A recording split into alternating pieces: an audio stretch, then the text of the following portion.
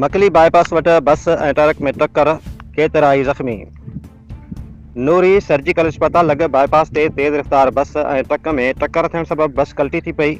नतीजे में केतिरा ई माण्हू ज़ख़्मी थी पिया। हादसे खां पोइ रेस्क्यू 1122 जी इमदादी टीमुनि फौरी तौर वाक़े वारे हंधि पहुची ज़ख़्मियुनि खे फर्स्ट एड फ़राहम कई ऐं बादमी सिविल अस्पताल मकली मुंतक़िल कयो वियो। इब्तदाई ॼाण मूजिबि हादसे जो सबबु तेज़ रफ़्तारी ॿुधायो पियो वञे।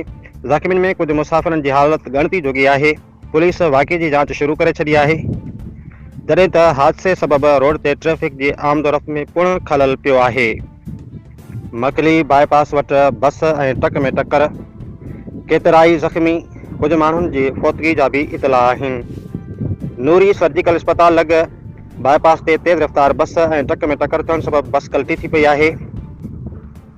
नतीजे में केतिरा ई माण्हू ज़ख़्मी थी पिया आहिनि। कुझु माण्हुनि जे फौतगी जी भी इतला आहिनि।